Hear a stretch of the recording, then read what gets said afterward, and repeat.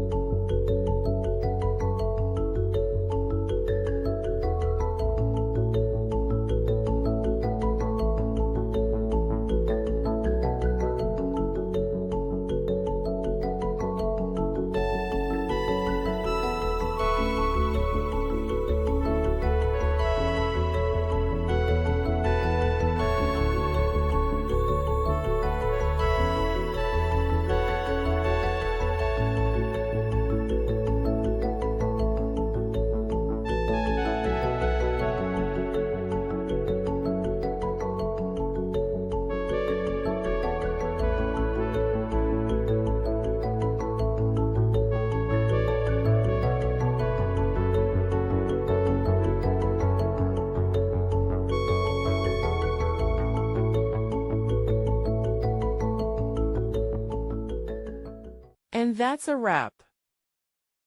I hope you found the answer you were looking for. If you did, take a second to hit that subscribe button. It really helps out.